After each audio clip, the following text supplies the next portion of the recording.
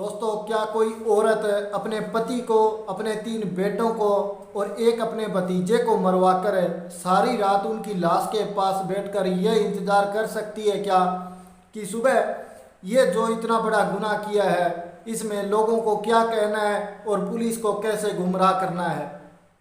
आप कहोगे नहीं, ऐसा कोई औरत नहीं कर सकती, परंतु दोस्तों ये बिल्कुल सच है जो मैं आज आपको बता रहा हूँ। ऐसा ही किया है संतोष नाम की इस महिला ने। अपने प्रेमी हनुमान के साथ मिलकर इसने अपने 3 बेटों को, एक भतीजे और पति को मौत के घाट उतार दिया है। पूरा मामला क्या है मैं आपको विस्तार से बताता हूँ। 36 वर्षीय है संतोष शर्मा अपने पति बनवारी लाल के वह अपने 3 बेटों के साथ शिवाजी नगर में रहती थी। संतोष देवी की उम्र है 36 वर्ष, उसके पति बनवारी की उम्र 40 वर्ष और बड़े बेटे की उम्र है 17 वर्ष, छोटे बेटे की उम्र है वो 15 और उससे जो छोटा है तीसरा बेटा उसकी उम्र 14 साल थी। उनके बेटों के नाम हैं अमन, हैप्पी, निक्कू और जो भतीजा था उसका नाम है अज्जू था। दोस्तों ये मामला है अलवर राजस्थान का, शिवाजी नगर का।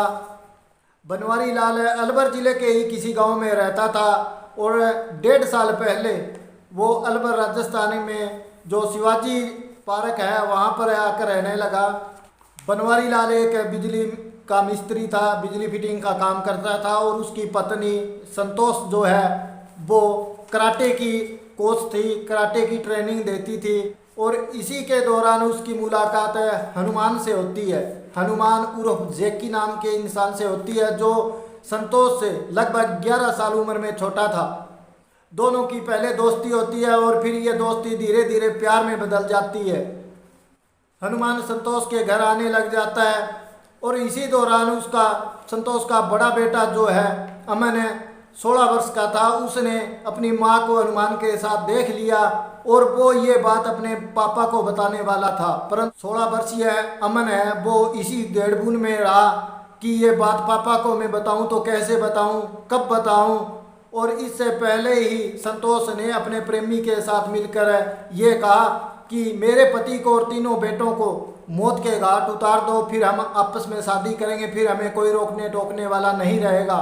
इसी साजिश के तहत हनुमान ने संतोष को नींद की गोलियां लाकर दी और संतोष ने उस समय खाना बनाया रात का, जब वो सारी नींद की गोलियां रायते के अंदर डाल दी और पूरे परिवार को खाना दे दिया। परंतु अमन की तबीयत खराब थी, जो संतोष का बड़ा बेटा है 16 वर्षीय, उसकी तबीयत खराब थी, उसने वो रायता नहीं लिया। परंतु ये बात संतोष को पता नहीं चली कि अमन ने आज रायता नहीं लिया खाने में।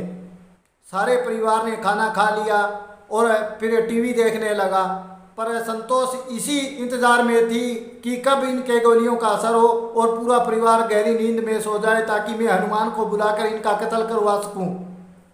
पूरा परिवार 10-11 बजे तक टीवी देखता है।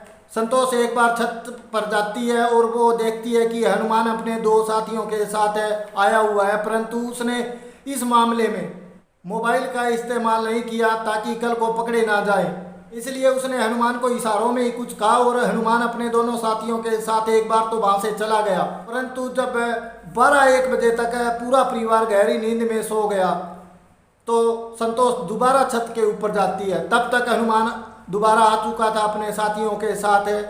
फिर संतोष ने हनुमान को इशारा किया और नीचे आकर संतोष ने घर का मुख्य द्वार है वो खोल दिया। जैसे ही संतोष ने गेट खोला, हनुमान अपने दोनों साथियों के साथ उस घर में दाखिल हो जाता है। वो बड़े बड़े 2 चाकू लेकर आए थे। संतोष ने कहा कि सबसे पहले मेरे पति को मार दिया जाए, उसके बाद बच्चों को मारते हैं।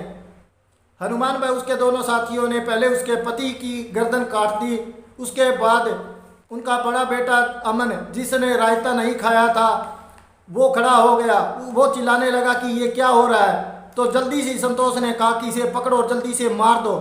उसके बाद हनुमान के दोनों साथियों ने उनके बेटे अमन को भी मार दिया।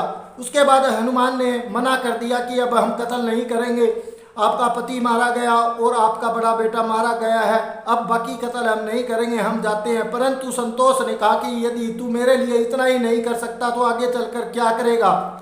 हनुमान ने बार बार संतोष को ये कहा कि बस बहुत हो गया, अब हम कत्ल नहीं करेंगे, हमारे रास्ते का जो कांटा था वो आपका पति और आपका बड़ा बेटा था, वो दोनों निकल चुके हैं, अब कत्ल नहीं करेंगे। परंतु संतोष ने कहा कि नहीं, मेरे 2 बेटे और बच्चे हैं और आज मेरी बहन का बेटा भी हमारे घर पर सोया हुआ है, इन तीनों को भी मार दो।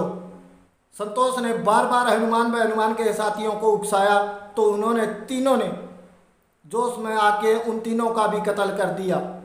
5 कत्ल करने के बाद हनुमान अपने दोनों साथियों के साथ उस घर से बाहर निकल जाता है और संतोष सारी रात उन लाशों के पास बैठी रहती है। सुबह उठकर ऐसे चिल्लाती है जैसे उसने कुछ देखा ही नहीं। पड़ोसियों को कहती है कि मुझे कुछ नहीं पता, ये कैसे हो गया। थाने में जाकर रिपोर्ट भी दर्ज करवा देती है, पुलिस आती है, परंतु वहाँ पर कोई फिंगरप्रिंट नहीं मिलता, क्योंकि इन्होंने साजिश ही इस तरीके से रची थी कि हाथों में ग्लव्स पहने हुए थे, वहाँ कोई भी फिंगरप्रिंट्स नहीं मिला उनको। जब लाशों का पोस्टमार्टम कराया गया तब बात ये सामने आई कि इन्हें खाने में नींद की गोलियां दी गई है। पुलिस के अधिकारियों ने जब पूछा संतोष से कि इनको नींद की गोलियां किसने दी है और फिर आपको जो हत्यारे थे वो जिंदा क्यों छोड़ गए, आप कहाँ थी और इतने कत्ल होने के बाद आपको घर में पता क्यों नहीं लगा।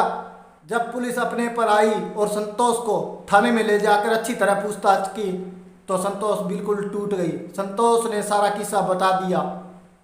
ये मामला 2 अक्टूबर 2017 का है और दोस्तों आज इस मामले में संतोष को और उसके पति हनुमान को उम्र कैद की सज़ा मिली है।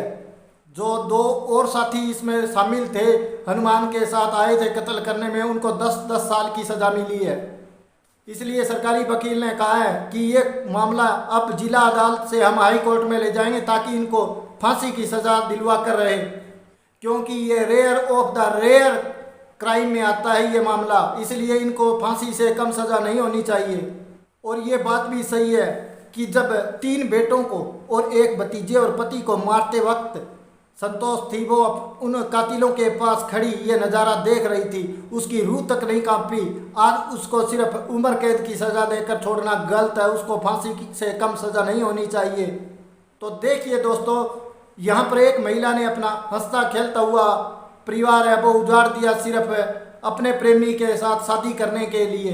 तो दोस्तों आपका इस मसले पर क्या कहना है कि उसे फांसी की सज़ा हो या उम्र कैद सही है? आखिर में सबको राम राम नमस्कार, मिलते हैं अगले वीडियो में।